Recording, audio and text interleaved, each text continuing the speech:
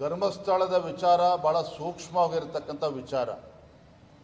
ರಾಜ್ಯ ಸರ್ಕಾರ SITಯನ್ನು ಸ್ಥಾಪನೆ ಮಾಡಿ ಕಳೆದ 10-15 ದಿನಗಳಿಂದ ಏನೇನು ಸಿಕ್ಕಿದೆ ಅದು ಮಾಧ್ಯಮದವರು ನನಗಿಂತ ಚೆನ್ನಾಗಿ ನಿಮಗೆ ಮಾಹಿತಿ ಇದೆ. ಇನ್ನೂ ಬೇಕಾದ್ರೆ ಒಂದು ತಿಂಗಳು ಮುಂದುವರಿಸಲಿ, 13 ಪಿಟ್ಗಳಲ್ಲ, ಇನ್ನೂ 15 ಜಾಗದಲ್ಲಿ ಬೇಕಾದ್ರೆ ಗುಂಡಿ ತೋಡು ಹುಡುಕಂತ ಕೆಲಸ ಮಾಡಲಿ.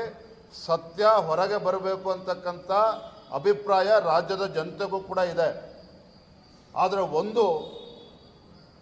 ಇವತ್ತು ಸತ್ಯವನ್ನು ಹುಡುಕ್ತಕ್ಕಂಥ ವಿಚಾರವನ್ನು ಇಟ್ಕೊಂಡು ಇವತ್ತು ಧಾರ್ಮಿಕ ಒಂದು ಭಾವನೆಗಳಿಗೆ ಧಕ್ಕೆ ತರ್ತಕ್ಕಂಥ ಕುತಂತ್ರ ಷಡ್ಯಂತ್ರವೂ ಕೂಡ ನಡೀತಾ ಇದೆ ಅನ್ನುವ ಚರ್ಚೆಗಳು ಕೂಡ ಆ ಭಾಗದ ಜನರಲ್ಲಿ ಇವತ್ತು ಕೇಳಿ ಬರ್ತಾ ಇದೆ. ಹಾಗಾಗಿ ಅಲ್ಲಿ ಏನು ಸತ್ಯವನ್ನು ಕಂಡುಹಿಡಬೇಕು, ರಾಜ್ಯ ಸರ್ಕಾರದ ಕರ್ತವ್ಯ ಇದೆ. ಸಾಕಷ್ಟು ಅನುಮಾನಗಳಿಗೆ ಎಡೆ ಮಾಡಿಕೊಟ್ಟಿರ್ತಕ್ಕಂಥ ಈ ಧರ್ಮಸ್ಥಳದ ಘಟನೆ ಸತ್ಯ ಹೊರಗೆ ಬರಲೇಬೇಕು, ತನಿಖೆ ಆಗಲೇಬೇಕು, ಸರಿಯಾದ ರೀತಿ ಪಾರದರ್ಶಕವಾಗಿ ತನಿಖೆ ಆಗಬೇಕು ಅಂತಕ್ಕಂಥದ್ದು ನಮ್ಮ ಸ್ಪಷ್ಟ ನಿಲುವಿದೆ.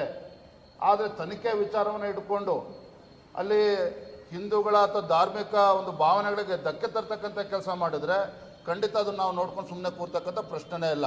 ಆದರೆ ಜೊತೆಗೆ ನೆನ್ನೆನೂ ಕೂಡ ಹೇಳಿದ್ದೇನೆ, ಇವತ್ತು ಮಾಧ್ಯಮ ಏನು ಕೆಲಸ ಮಾಡ್ತಾರೆ ಅವ್ರ ಮೇಲೂ ಕೂಡ ಹಲ್ಲೆ ಮಾಡ್ತಕ್ಕಂಥದ್ದು ಸರಿಯಲ್ಲ. ಅದನ್ನು ಕೂಡ ನೆನ್ನೆ ನಾವು ಪ್ರಸ್ತಾಪ ಮಾಡಿದ್ದೇನೆ. Thank you.